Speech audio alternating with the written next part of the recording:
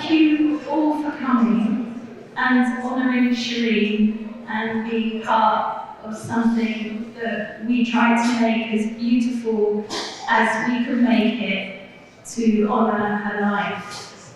So obviously with an event like this, there's a huge amount of people that need to be thanked.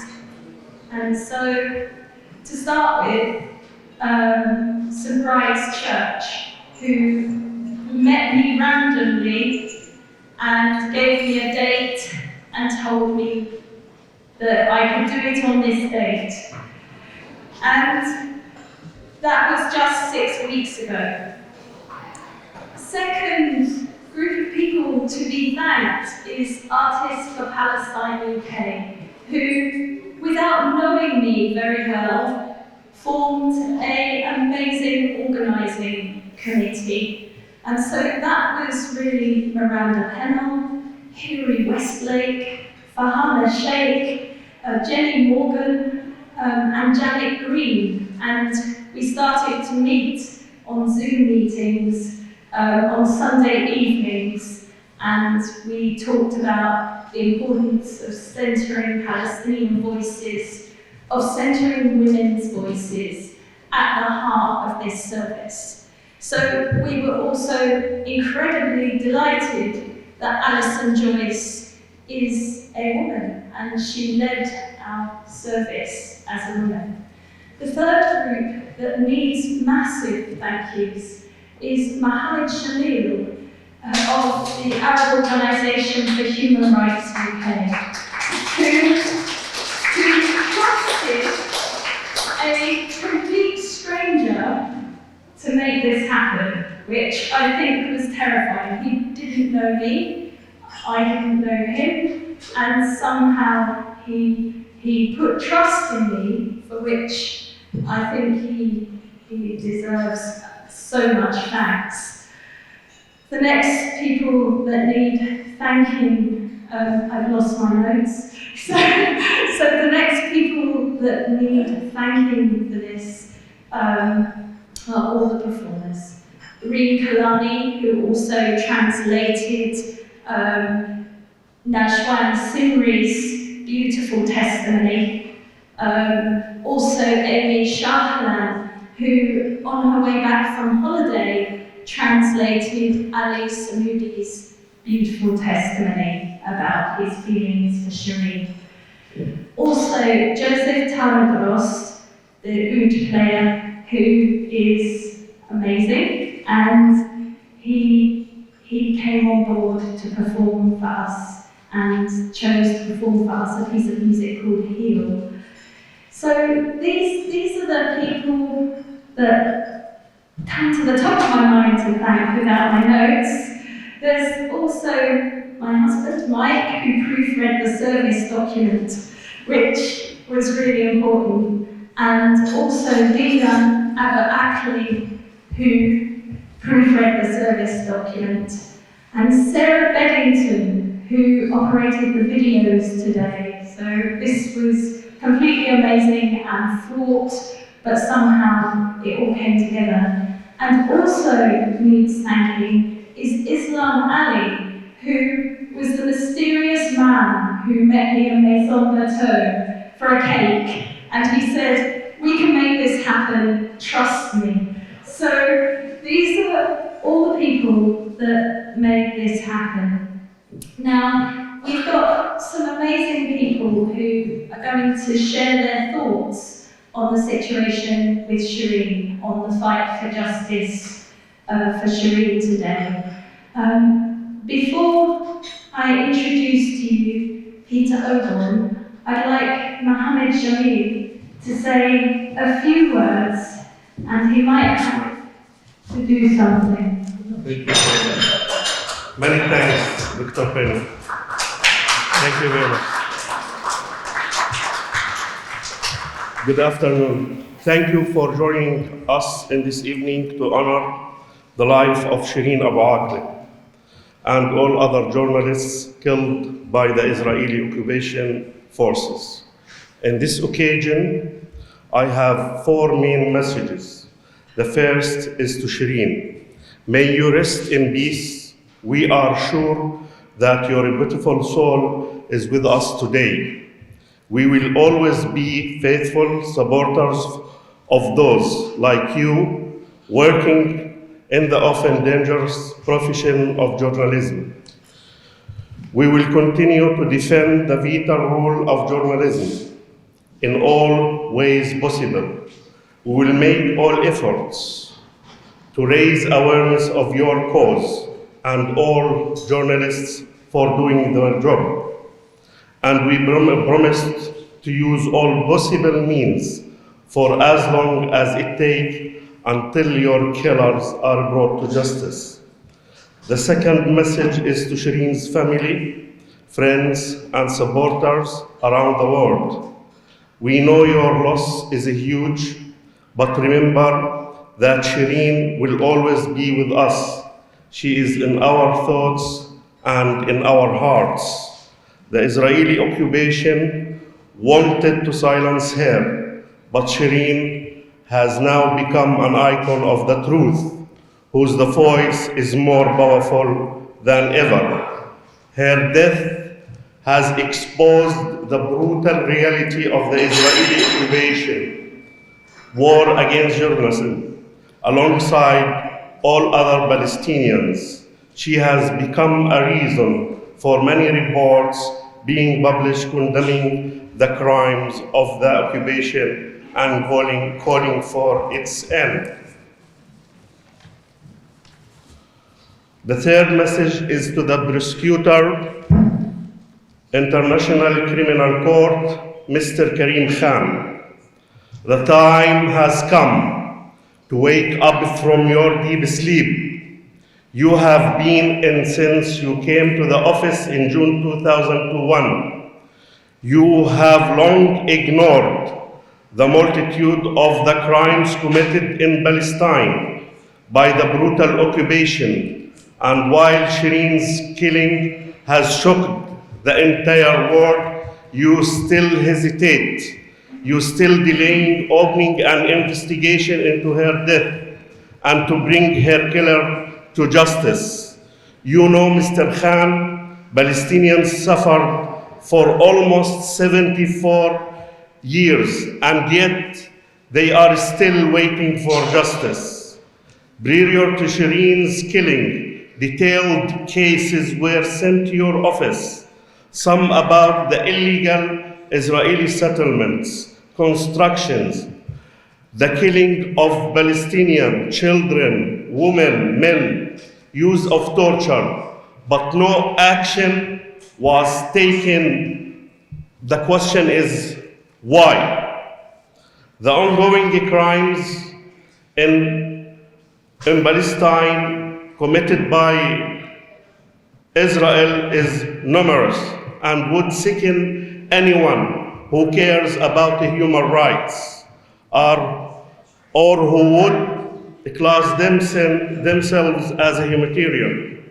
We seek the quick investigations in these crimes, such as many countries, the ICC have opened quick investigations.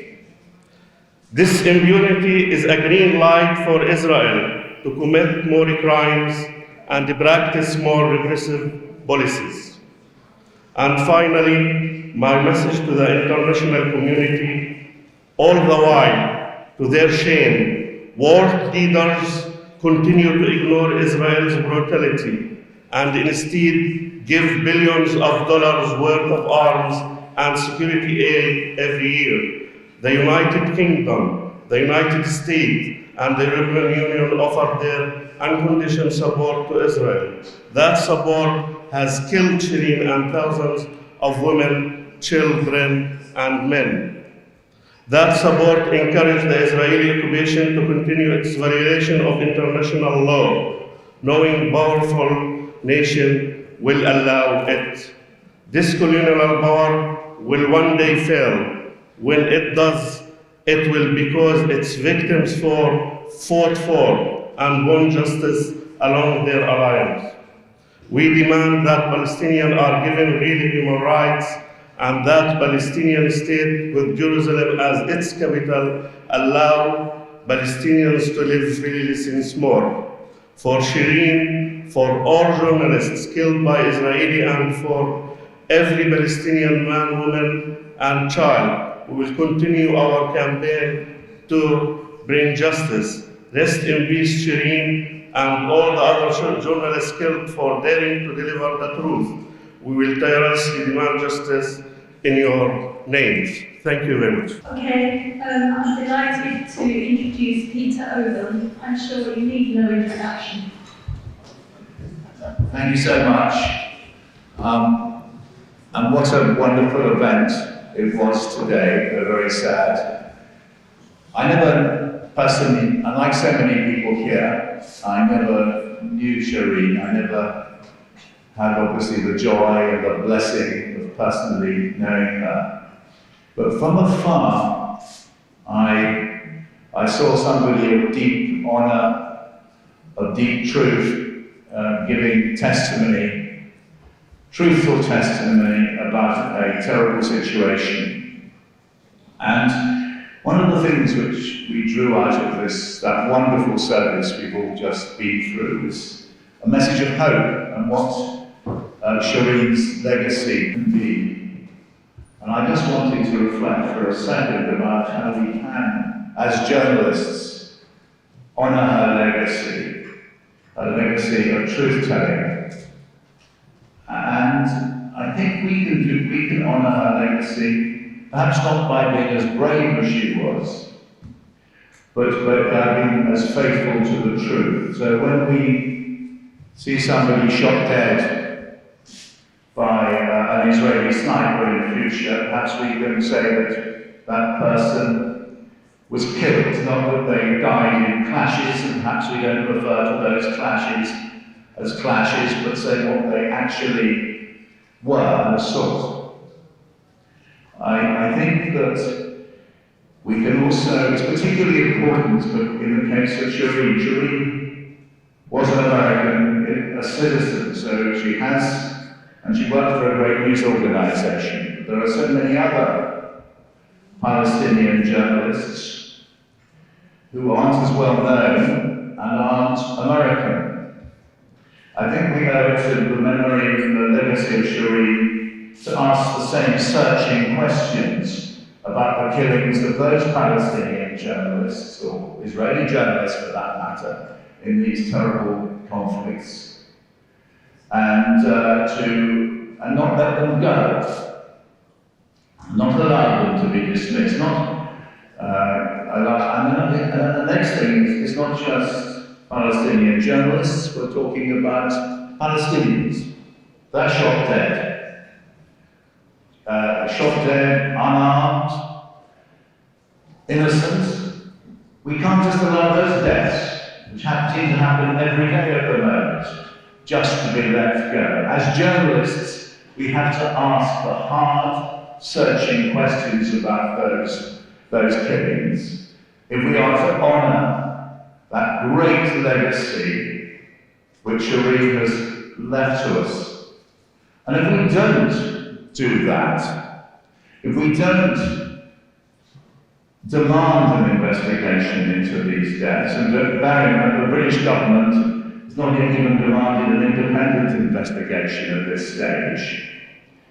And if we allow Shireen to be forgotten, and so many others to be forgotten, then we too, we British journalists, become complicit in the death of Shireen and the death of so many others. Thank you.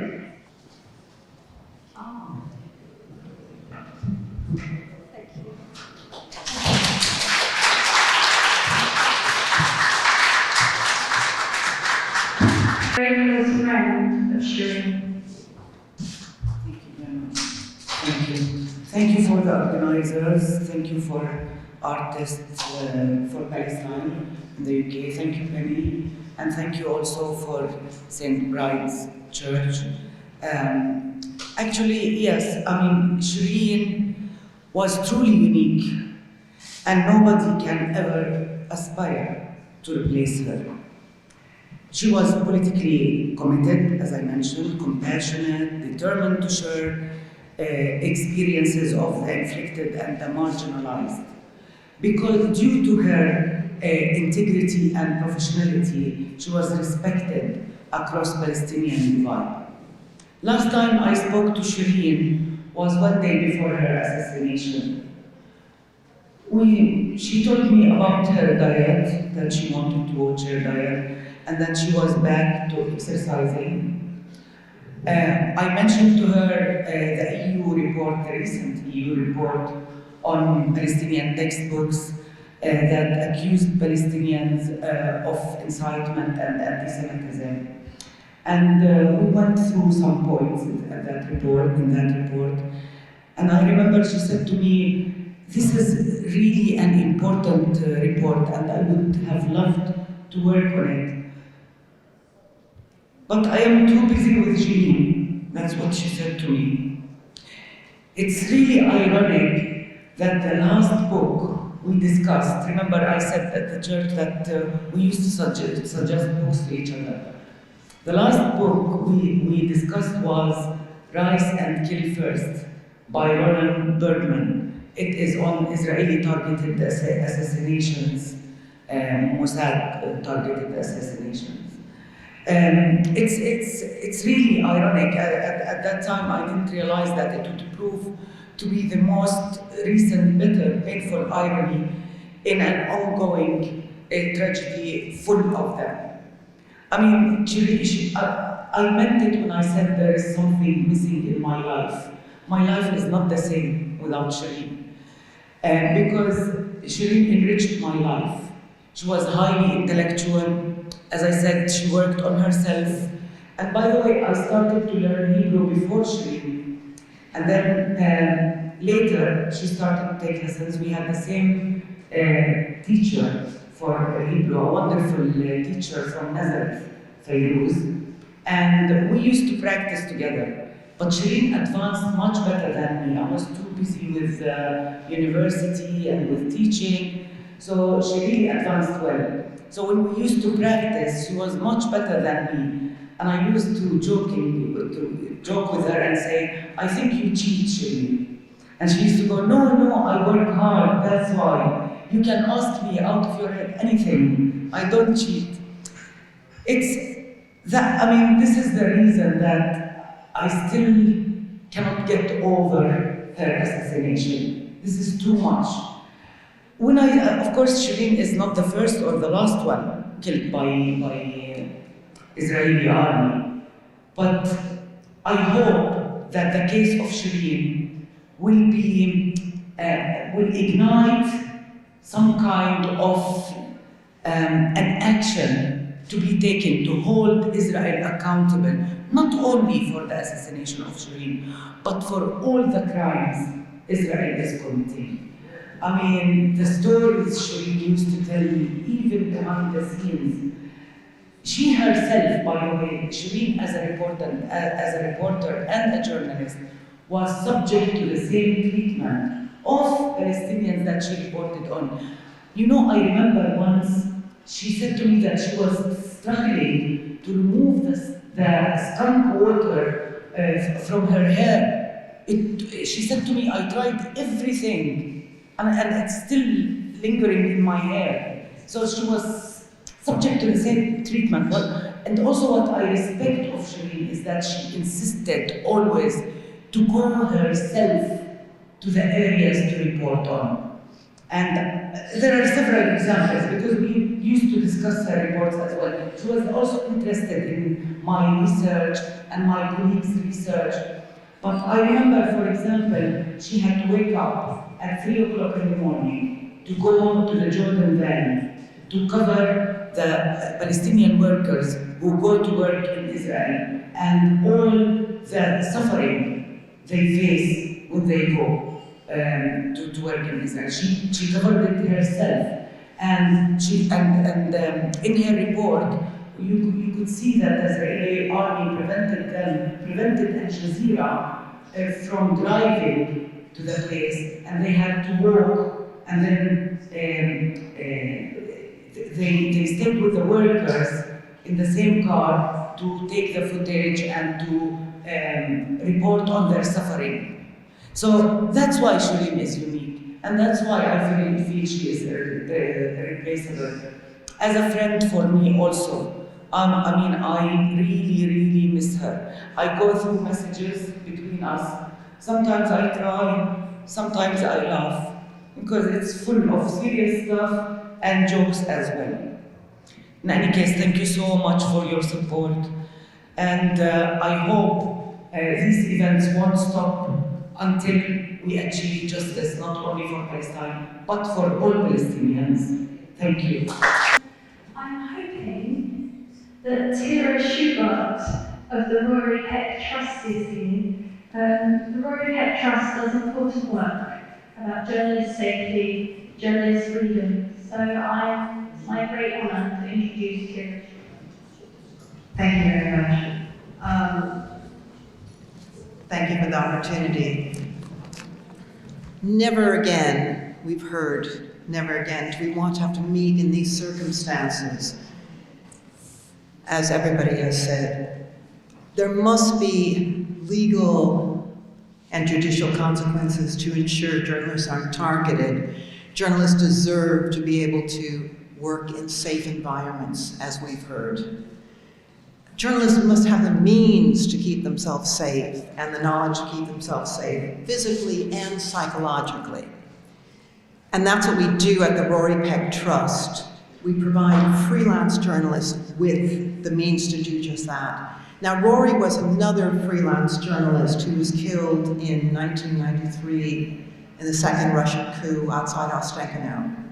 And because of his legacy, we've carried on supporting freelance journalists worldwide. So just briefly, we provide bursaries to freelancers so they can have HEFAT training, hostile environment training. We're launching a risk and security help desk that will provide bespoke professional advice on security. We also have right now a resilience program, which is online. It might be of interest. It provides fully funded trauma management workshops in English and Arabic and Spanish and Russian right now, as well as grants to access psychological treatment in a therapy fund. That means really if journalists that are suffering from PTSD can come to us for grants and bursaries, and we've certainly, sadly, had to provide quite a few recently. We also provide financial assistance to other journalists looking that, for whatever the circumstances. During COVID, we supported a number of freelance journalists that applied to us, and also journalists in exile, of which there are many more after this last year in Afghanistan. So our trust is small, but that gives us the ability to move quickly and provide what's needed. As I said, for example, support to Afghan journalists who are now in exile. And just recently, we've been able to move a number of kits of protective body armor to our colleagues in the Ukraine, freelance journalists in the Ukraine. So please share our website with any freelance journalist or any journalist or anyone that could use free resources, including how to do risk assessments and also the free psychological resilience ones. It's in 8 languages. It's in Arabic. It's in Spanish. It's in Russian, Ukrainian, Farsi, Dari, Swahili, and I'm leaving others out. So support safety for journalists. We don't want to have a gathering like this again, so never again. Thank you. Our next speaker is Rhys Davis. Hello, Rhys. Let me... Thanks. My name is Rhys Davis. I'm a barrister at Temple Garden Chambers. Thanks to Mohammed for asking me to speak today. I just want to say a few words on the legal remedies, what can be done. We've heard that this can be a moment for a message of hope, that it can ignite people to take action. It's, I suppose, a little depressing that Palestine has been a party effectively to the ICC since 2015, and that a final determination of Palestine's jurisdiction in the ICC was made last year, but we haven't yet seen any concrete action by the prosecutor. It's overwhelmingly the case that the legal remedies and mechanisms do exist for justice, so that we can have a deterrence in place, so that we can have accountability.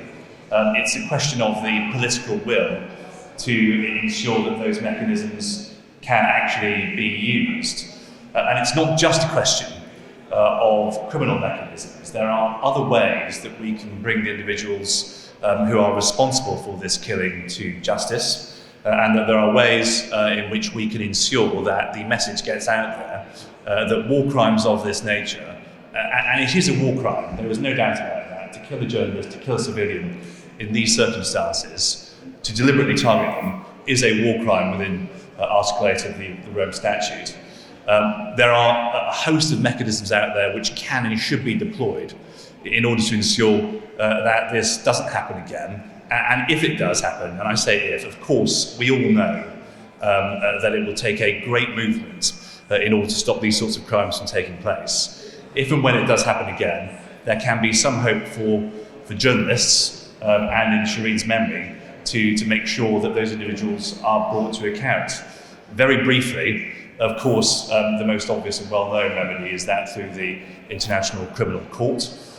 We'll have to wait and see what happens about the complaint that's been lodged recently. In Shireen's case, you probably all know that there's been a lodging of a complaint with 4 other journalists who've been killed. I say 4 other. I note, by the way, in the order of service, that there are 46 names which appear in that list of journalists killed in the Arab-Israeli conflict in the last 20 or so years. And there's a complaint which has been lodged with the International Criminal Court in 4 cases. We also have mechanisms available in Shireen's case, because she was an American, because she was a journalist. There are statutory provisions in the US that allow for civil claims against wrongdoers in these sorts of circumstances. As ever, there are always political difficulties in these types of cases. But, for example, we all know the awful case of Marie Colvin. There was a very successful case against the state of Syria, which resulted in a significant award in punitive damages against Syria. There's also, of course, the easy option for the US government, which is to demand an impartial investigation, which they can control. They've done it before. They did it in Daniel Pearl's case, where they sent FBI investigators to act internationally where one of their citizens had been killed overseas. So that's another remedy, another mechanism, and they can bear their financial and political might to bear. There's also the option of sanctions against those individuals who are responsible for this killing. A lot of you will know about the global Magnitsky sanctions program that's developed in the US. There are versions of that in the UK, Canada, some EU countries as well. There are mechanisms available in order to ensure that people are brought to justice. And so I just want to close off by saying that it is important that there is that political will to use those mechanisms and to obtain some measure of justice for Shireen. I'd like to introduce Yasin Ahmed, the Executive Director of Human Rights Watch.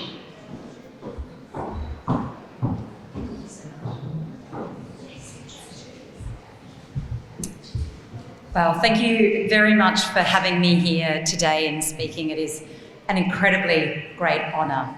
And I'm very sorry for those of you who knew Shireen personally, but also for our broader movement for human rights accountability.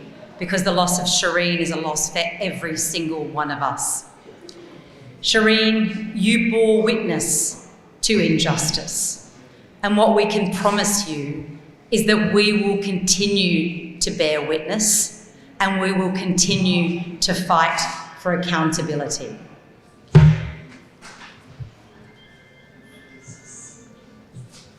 Sorry, just excuse me a second. All the evidence, including multiple serious independent investigations, point to the Israeli forces having gunned down Shireen. Israeli authorities have a long track record of whitewashing abuses and have given every indication that they will do the same in this circumstance.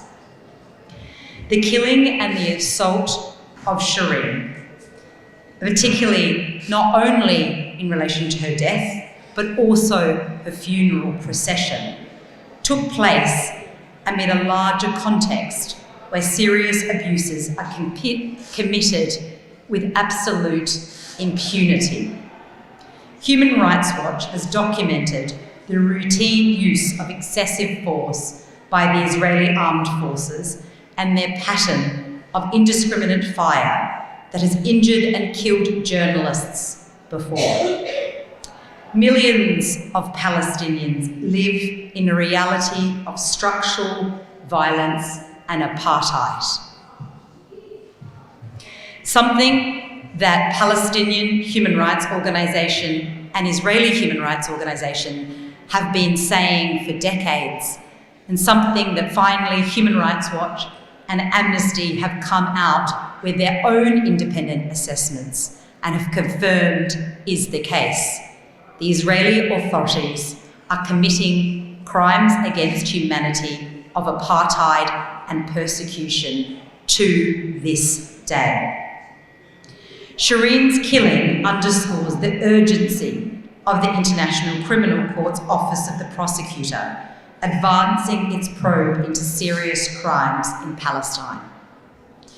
The ICC was set up exactly to address situations like this, where the violations are grave and the climate of impunity is pervasive. Robustly pursuing the Palestinian investigation is crucial to the ICC's very legitimacy. What we have seen time and time again is that governments have not only not done enough, but they have obstructed accountability and justice in Israel and Palestine. And the time now has come. It should not have taken the death of Shireen for the time to have come, but it has now come.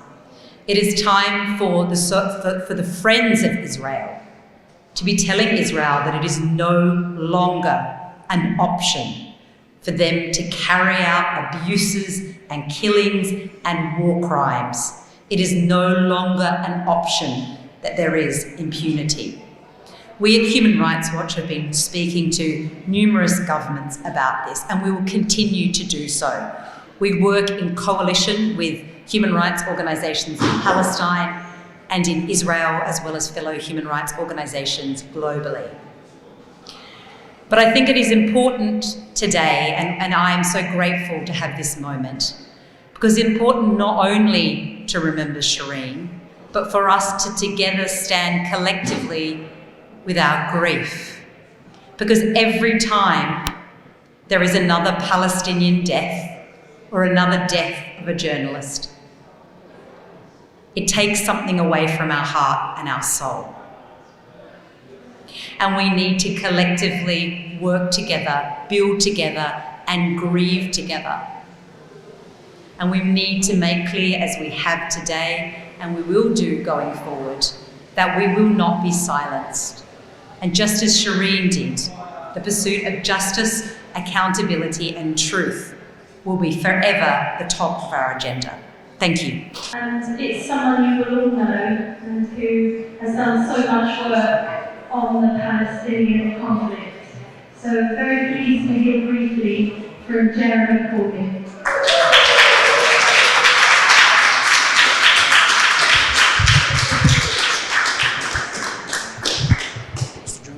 hold both mics if you don't mind. Both of them so we can get clear voice. Both of them. What, two? If you say so. Thank you very much, and thank you everyone for being here today. And a huge thank you to the organising team that put the whole event together, because the service in the church was absolutely beautiful. The music was incredible, and the memory of Shireen was wonderful and very real to our lives. She gave her life because she was a dedicated journalist, because she was dedicated to ensuring the voice of Palestinian people could be heard. And the numbers of things I've seen on social media of Palestinians saying they would wake up in the morning, tune into Al Jazeera to see what Shireen was reporting and saying, because they trusted her to make sure their voice was out in the wider world. It's a terrible loss that Shireen has died. And in the programme for our service today, we also had the names of 45 other Palestinian journalists who've been killed reporting on the occupation, reporting on the settlements, reporting on the siege of Gaza, and reporting on the ill treatment of Palestinian people. They died again because they were reporting the truth of what is going on. And so, for goodness sake, in her memory and the memory of all those other journalists that have died, just try and think what it is like to live under occupation. And when I'm arguing with people about Palestine and the whole issue surrounding the Middle East, I say, just think what it is like to grow up knowing that on your way to school, your way to college, your way to work, if you're able to work, you're probably going to go through a checkpoint. You're probably going to be abused at that checkpoint. And that is your daily life, and it has gone on and on.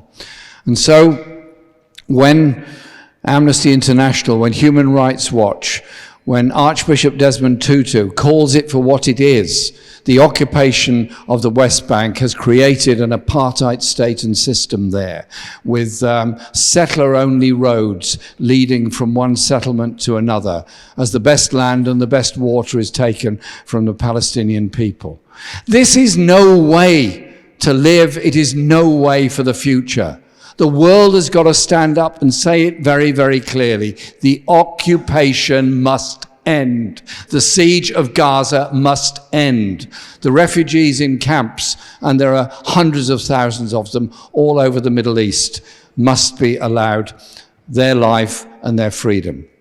And we should also just remember the solidarity around the world with the Palestinian people is enormous.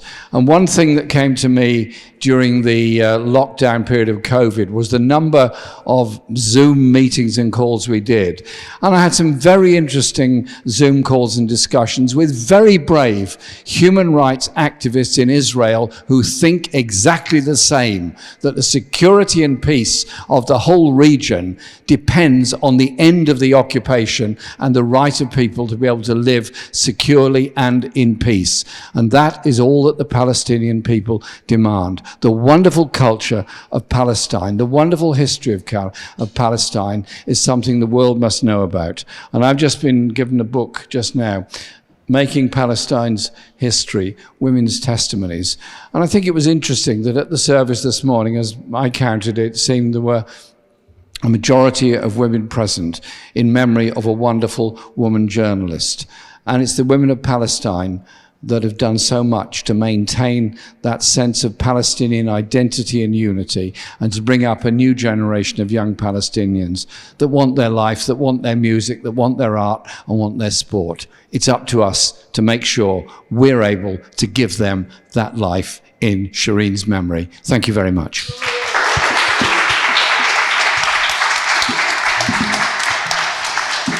Who wants to? You want? Nadia? This is to... Come, Jeremy. Jeremy, Mr. Jeremy. This will be given to Nadia, and she will hand it over to Shireen Abu Akleh family. She's the closest friend.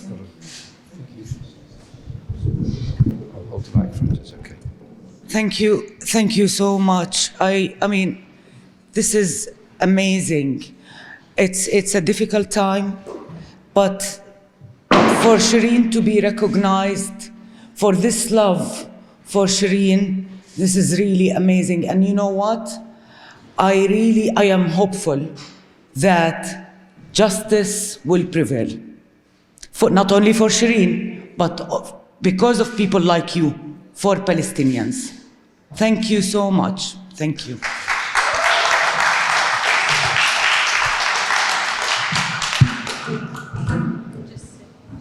Thank you. Thank you. There we go. Thank you, everybody. There's more coffee, and please just network and talk and remember Shireen together. And thank you for being part of such a beautiful day. Thank you.